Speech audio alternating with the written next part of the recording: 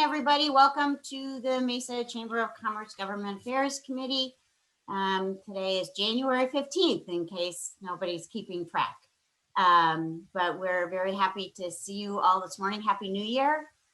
We have a special program this morning. We have a special guest, newly elected Representative Jacqueline Parker. So we look forward to hearing from her in a minute. But for everyone's benefit, what I'd like to do is go through introductions. So I actually am going to go down the list on the chat room. And so I'm going to try to keep track of everybody that way.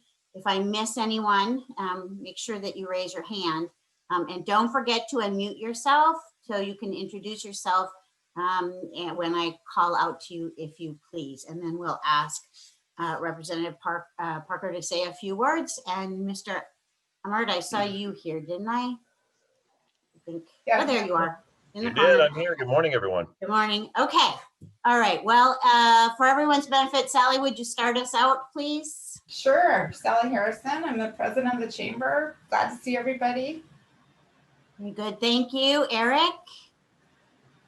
Good morning, everyone. Eric Emmert, Dorn Policy Group. Thank you. Joe Holmes. Joe Holmes with Heal the Hero Foundation. Good morning. Good morning. Thank you. Karen Martinez. Hi, Karen Martinez with Clamshell Communications. Good. George Bliss, I think that, yep. Yeah, George Bliss, Bliss Realty and Investments, board member on the chamber for a number of years. Indeed you have been. Thank you. Howell. Douglas Howell with Boeing. Thank you, Doug. Mirasola doesn't have a first name. Yeah, I do. Representative Parker Jeff, Mirasola with Lumen, aka CenturyLink, aka Quest. Very good. Thanks for the history lesson. Mr. McClay. Stuart McClay. Good to see everyone. I'm with Weathermasters Air Conditioning and Plumbing. Thank you. Ms. Stevenson. This is Susan Stevenson, and I'm with Government Affairs at ASU. Thank you. Aaron Dickens. Aaron Dickens, Tech Systems, IT Services. Thank you. Blaze Cottle. Hey everyone, Blaze Caudill with Public Affairs at Southwest Gas. Thank you. Let's see. Desba. Hi, good morning, everybody. Desba Hatathli with Waymo. Thank you. And you'll give me a minute. As you speak, you all start moving around on the list. So, Heston Klink, please. Hi, good morning. Heston Klink, Government Affairs for Resolution Copper. Thank you. Ian Linson. Good morning, Ian Linson, City of Mesa Government Relations. Thank you. Councilmember Freeman, I should have had you in earlier, if you please. Oh, you're just fine. Councilmember Freeman, City of Mesa, District 1. Thank you. Thank you. Mark Gaspers. Morning, Mark Gaspers, Boeing. Thank you. Sarat. You got that right? It looks like Andy's still trying to connect. Okay. Miranda, I don't think we've gotten to you. Good morning, Miranda DeWitt, City of Mesa Government Relations. Thank you. I'm just going to go around. I think, did I catch, and I am Joan Kruger. Excuse me, I'm with NEI Horizon Commercial Real Estate. Joan, I think we, maybe I didn't hear Erica. Oh, I didn't see Erica. Yeah, thank you. Hi, Erica Emmons with Cigna. And Thank Ryan. you. Very good. All right, now have we? I think Ryan. Oh, Brian's back in. Very good. Ryan Smith, Government Relations and Communications with Phoenix Mesa Gateway Airport. And Andy. Morning. Okay, that's Andy Surratt from CMC Steel. Thank you. All right, now do we have everybody? Thanks for the coverage there, Sally. Yeah. All right, thank you. Representative, if you will allow me, I did review your campaign page. You were raised an Arizona native. And I now I'm all warm and fuzzy. I also have a bachelor's degree in literature. So yours is in classical literature and philosophy from BYU, and your law degree from USF in California. You were working, at least as a legal policy advisor to Corporation Commissioner Justin Olson while you were campaigning. And I'm sure you're very excited and sort of hitting the ground running and with a bang, I'm sure. But would you care to tell us anything more about yourself? And then we'd love to hear about your thoughts in your new role. Congratulations. Yeah, thank you very much, Joan. I appreciate that. I was working for Justin Olson at the Corporation Commission, and I had to resign once I got elected and started as a legislator. So it's been 4 days into the session, and I'm very excited. It's been a great 4 days. I've learned a lot. It's been extremely busy, but it's been a wonderful opportunity, and I'm really, really excited for this opportunity to meet you, as well as opportunity to represent the people of LD 16. Well, very good. Thank you. And what maybe you would like to, and you shouldn't be too far removed from your campaign stumping, and maybe you'd like to tell us a little bit about what your thoughts are going forward and what you're hoping to achieve in your time downtown. I think this year has been kind of an unusual, this last year of campaigning has been unusual for everybody because of the COVID, and then the first year of session, I'm told, is quite unusual as well. So we have a couple main priorities as a caucus. We need to address some of the election issues. We have vaccine distribution to deal with. So we've been doing a lot of kind of pushing through a lot of the legislation that got cut off last year. So it's been kind of interesting to have this crash course of everything that was going through last time. A lot of non-controversial things that were designed to help the healthcare workers, help with the small businesses. We're trying to push those through now to get that reaction well, to get it enacted as quickly as we can. So we're working on that. That's been really important. As I think I mentioned, protecting small businesses has been a big concern. So we're working on that. I'm learning the ins and outs of the budget. We're working on protecting people's licensing, protecting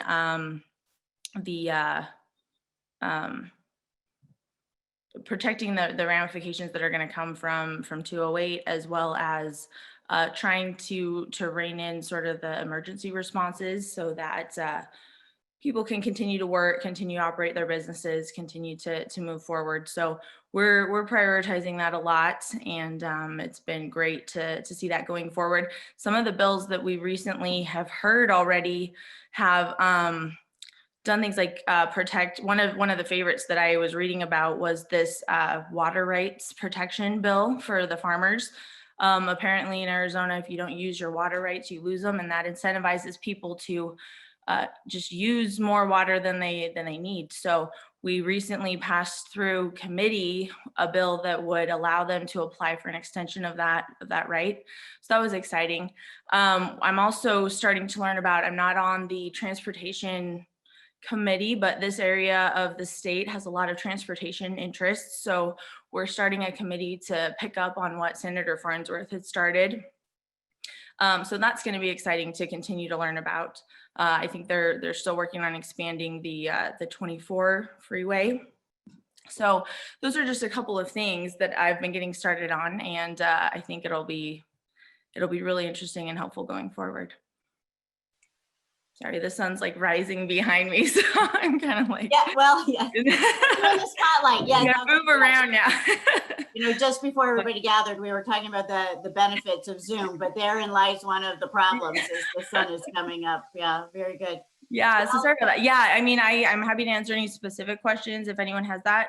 But yeah, our main focus for the first 4 days and probably most of next week is finish the business that wasn't finished because of COVID, get the response out, get the protections going, get the budget figured out so that we can kind of pick up and have as little ramifications as possible going forward.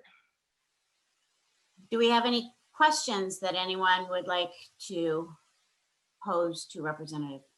Madam Chair, I've got one for the representative. Good morning, Jacqueline. Eric Emmert, Dorn Policy Group. Good to see you. You mentioned Proposition 208.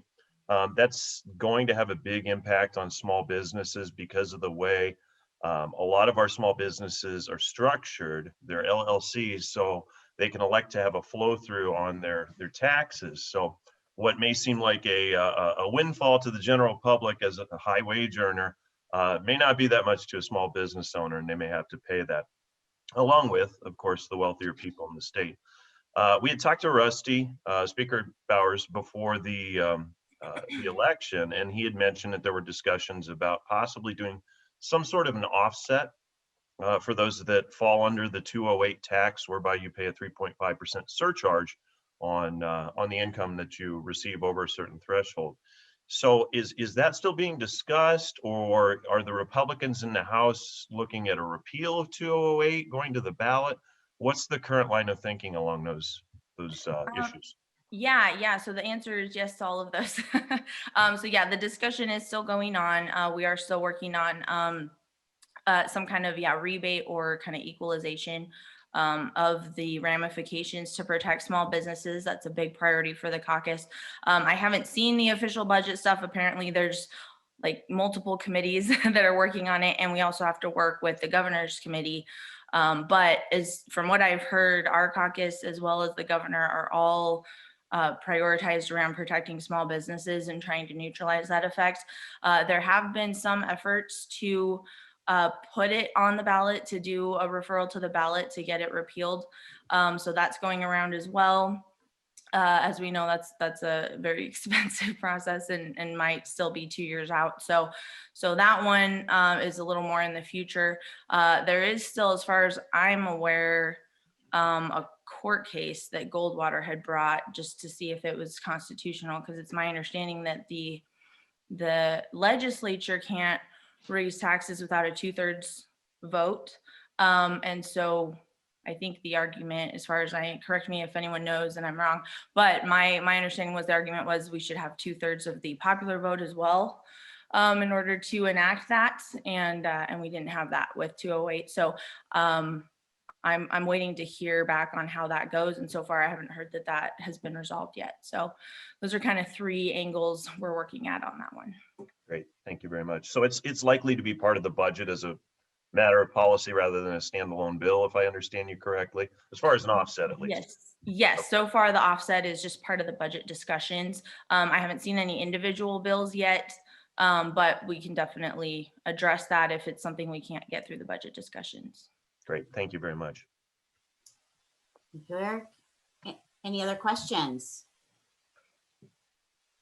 Anyone want to make a statement about the transportation needs in the East Valley? That has been obviously in Mesa. That was a big deal in our last our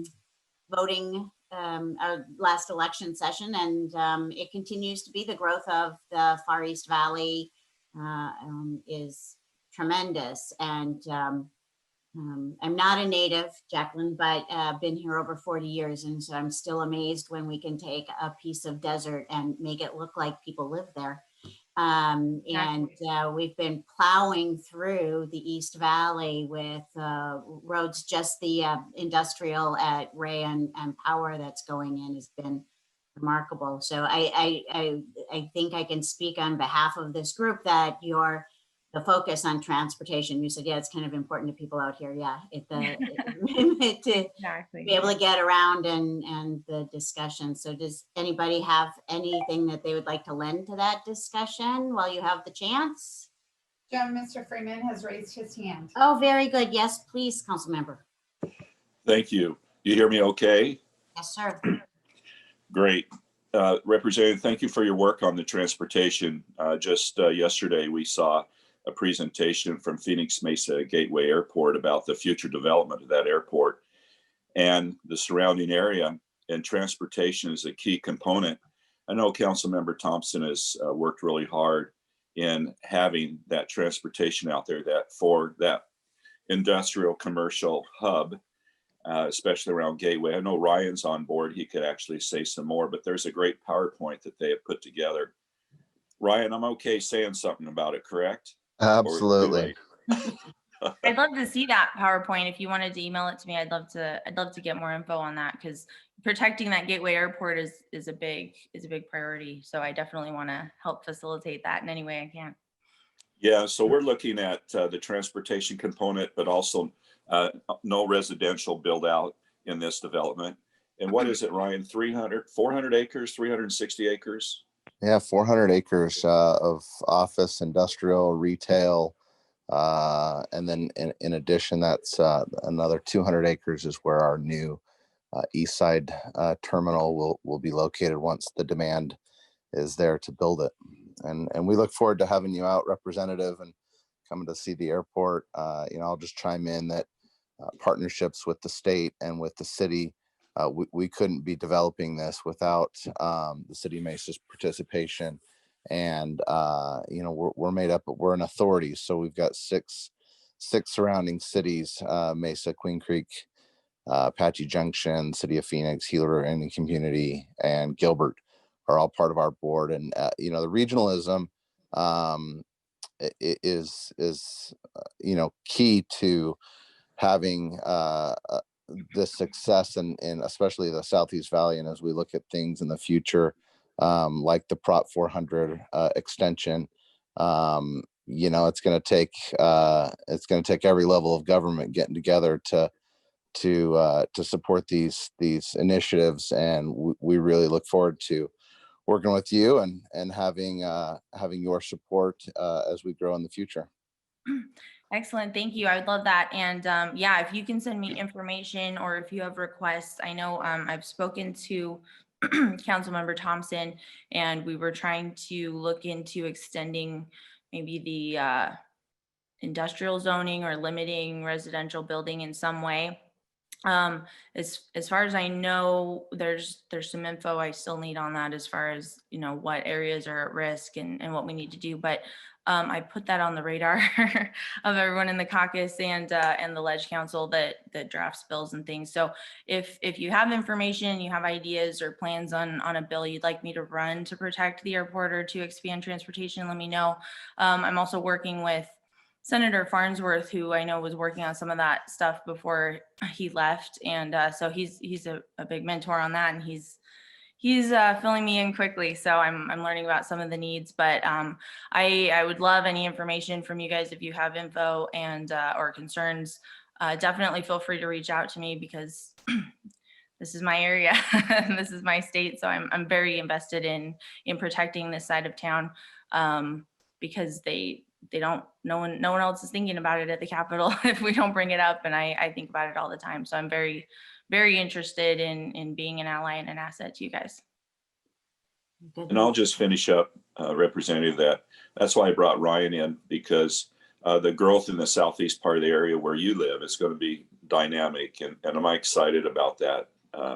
Our family's farmed up in that area quite a bit. So consequently, just having the transportation now, things are changing. I-20, the 24 exchange there will be important, because we've already annexed some land and future development is coming, and it'll be a really cool area, and I'm excited to see it. With that, thank you and for your service, and look forward to hearing from you legislatively. Thank you. Thank you. Thank you, sir. Madam Chair, I had a question, if I might. Yes, the gentleman from Lumen. Thank you.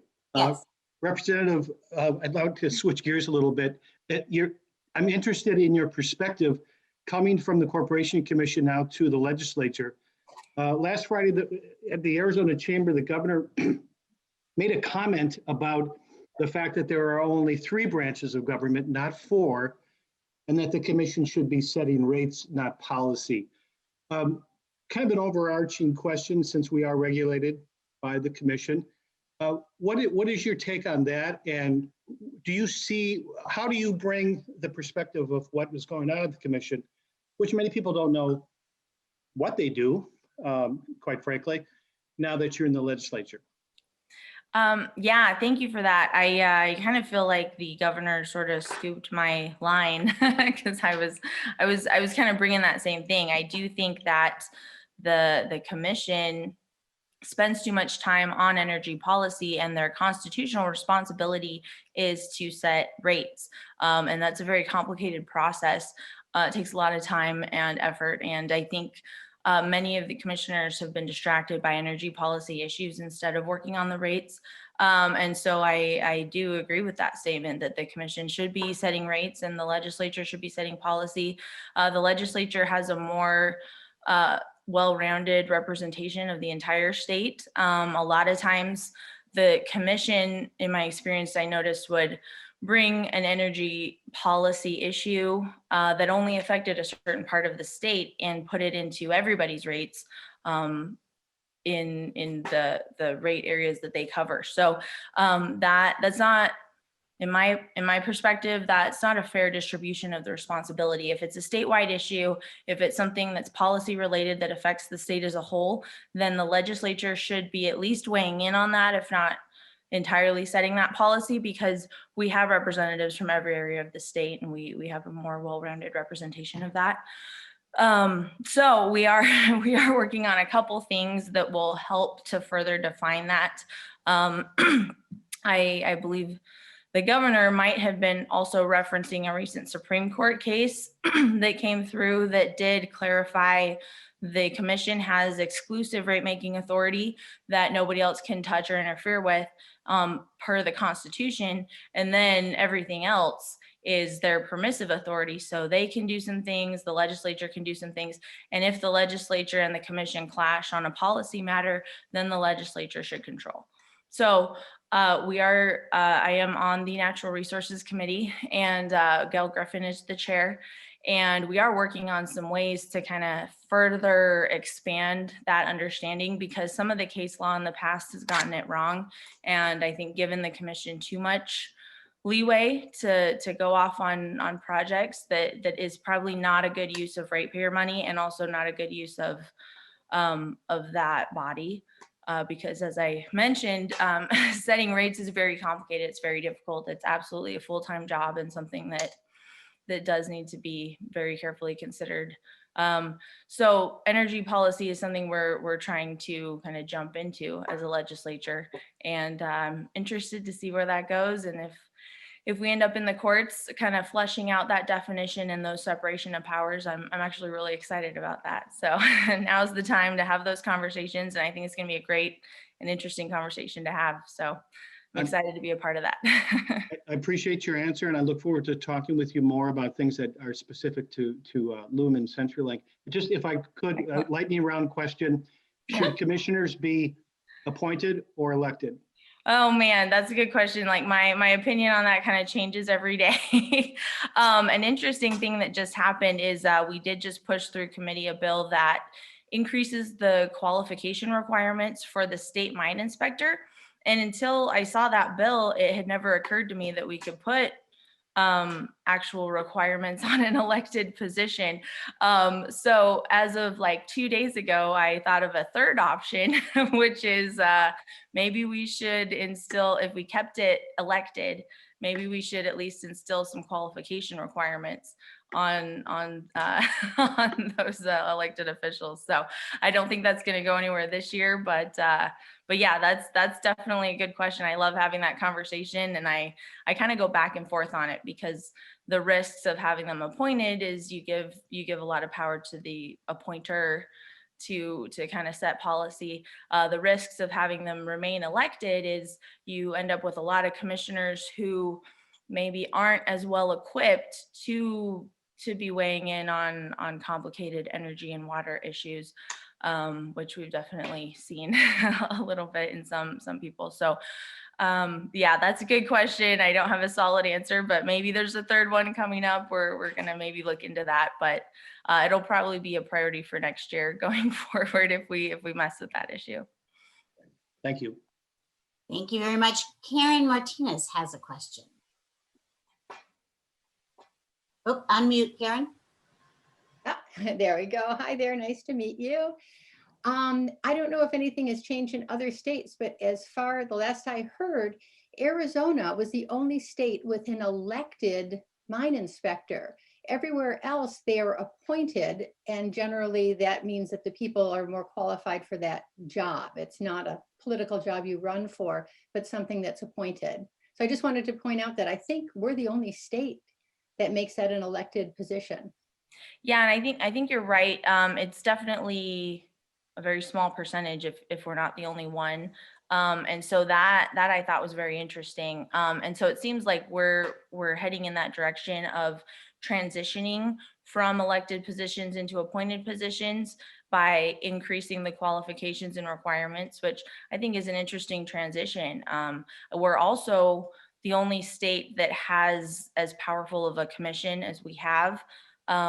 They consider themselves the fourth branch of government, which the Constitution doesn't, but they do. And they are that powerful because of their elected position. In many other states, they have a less separated, less powerful commission. So I think it's interesting. You're right. Our state does do some things differently, and it might be an interesting way to transition.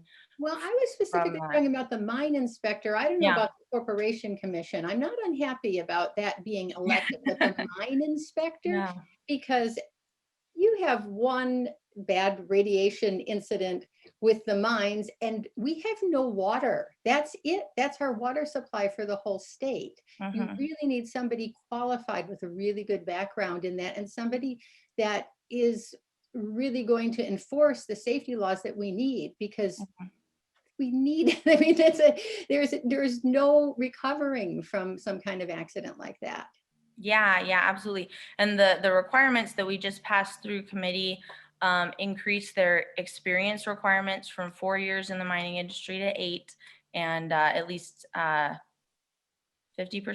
I believe, have to be in Arizona specifically, and then among some other things. So it was a pretty solid bill. We were upping the requirements significantly. So we're at least doing that, and then moving that into an appointed position is definitely something for the future as well that we can consider.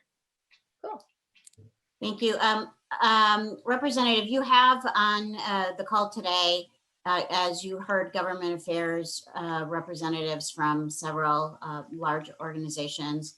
Susan Stevenson is here with ASU. You've spoken with Jeff Mirasola from Lumen. We have Resolution Copper represented, and of course, Ryan Smith, you've also spoken with this morning with Phoenix Mesa Gateway Airport.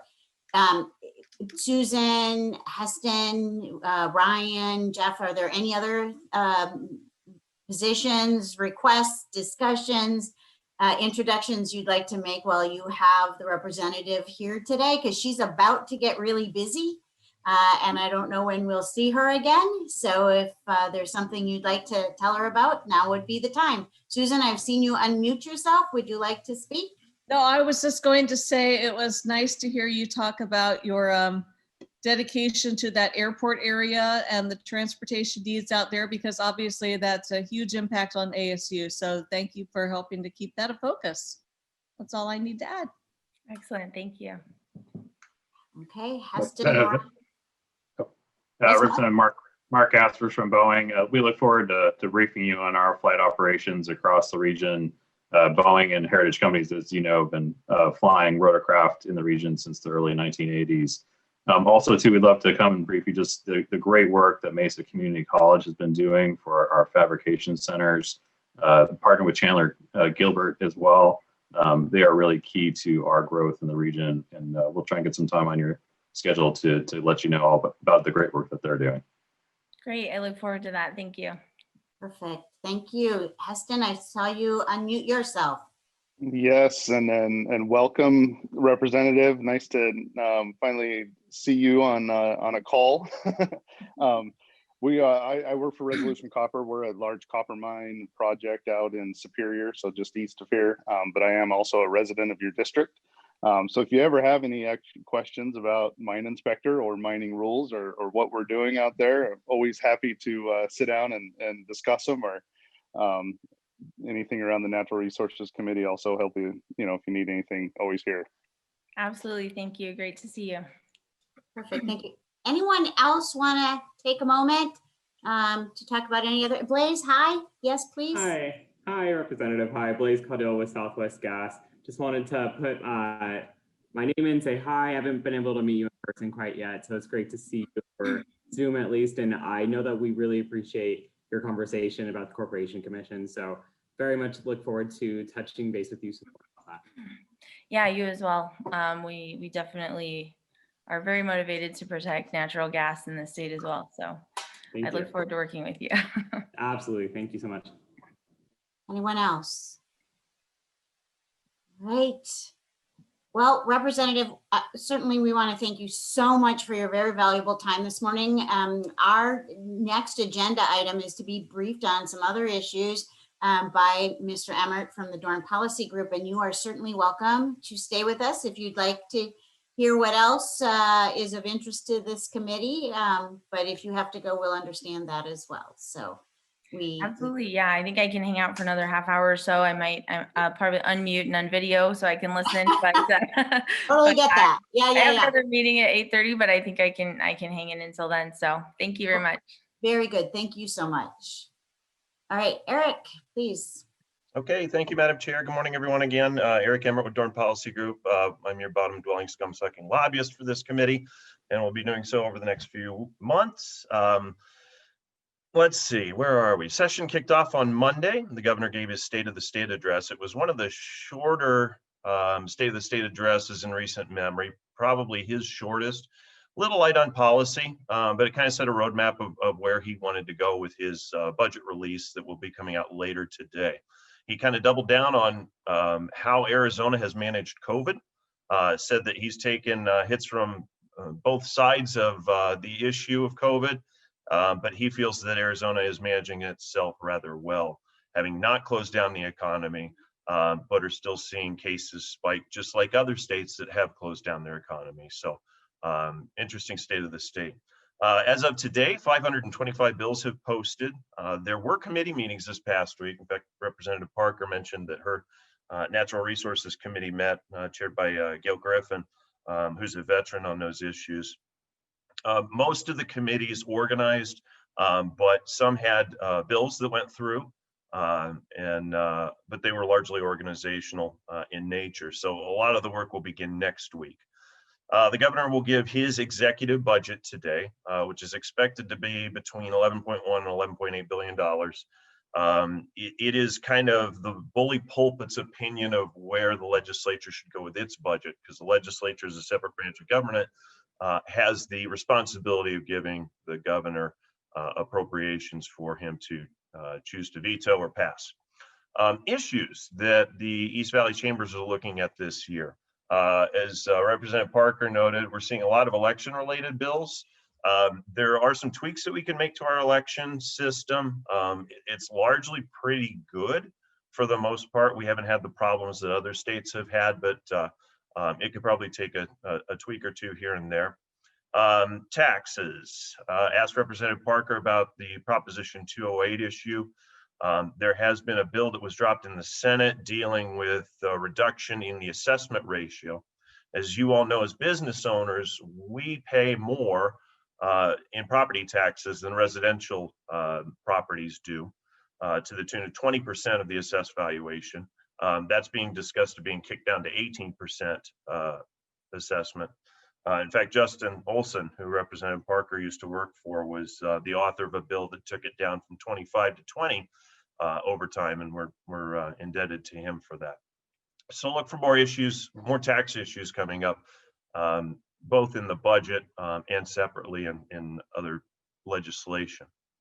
COVID liability, we're working with Senator Leach on a COVID liability bill to make sure that businesses are protected if they've done what is recommended in CDC protocols, that they can't necessarily be sued if somebody has problems with COVID.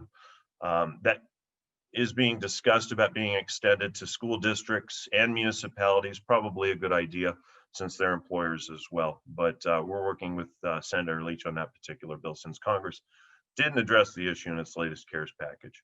And then lastly, one issue I want to bring up with all of you that really hasn't been reported in the news media, other than a lot of the Democrats have complained that our unemployment insurance in Arizona isn't high enough, apparently. The maximum weekly wage here in Arizona for employees that lose their job through no fault of their own is $240. Now, as you know, that's been supplemented by federal CARES Act money to the tune of $600 per week. That is designed to bridge you from one job to the next. And that's kind of been our mantra as a East Valley business community, that's what that system is designed for, and not to become a supplement or a replacement for a job which provides wages or salary. So Arizona is 49th behind Mississippi, I believe, in terms of benefits if you are unemployed through no fault of your own. It hasn't been changed since 2004. It probably needs to be changed in some way, shape, or form. So we're looking at how do we adjust that benefits package, if not for inflation, at least some sort of adjustment, appropriate adjustment on the benefit side of things. Now, what that does is it impacts the unemployment insurance fund that you all pay into on the first $7,000 of wages for each of your employees. So that could impact the taxes that you pay. So what we're trying to do is look at increasing the benefits so that we're not faced with some sort of initiative from groups that want to see more unemployment insurance benefits, but have the least impact on employers as possible. It's a very complicated system. You shift from a state system to a federal system after 27 weeks. There is what's called an experience rating in your taxes that you pay. It's toggled to the size of the fund. It's a complicated issue, but what we're going to try and do is come back to each of the East Valley chambers with some sort of options as to how we can address this issue. We could do nothing, could face a ballot measure. We could do something that doesn't impact the taxes that you pay, but hopefully we'll come back with some sort of package for you guys to consider. We've been working with Senator Mesnard on this. We hear that Representative Cook has been working on just a benefits increase. And we certainly know that the Democrats in both in the House and the Senate have been working on this issue, just in terms of increasing the benefits with arguably little regard for who pays into it, which is the business community. So we're watching out for your interests. Complicated issue, a lot to digest, but we wanted to make sure that you were aware of it, especially the larger employers who may have more turnover, may not, but definitely pay into the system because of the size of their workforce. So those are kind of the big issues. Be happy to answer any questions from our perspective of the East Valley Chamber Alliance. Do you have any questions for Eric?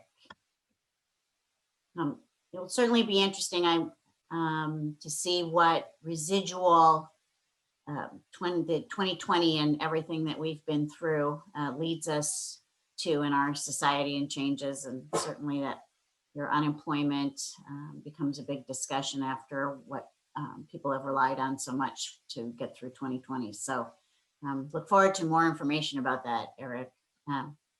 Again, any other topics for today? Any future topics that you'd like to address in the upcoming months? Anybody want us to keep our finger on the pulse of something in particular? All right.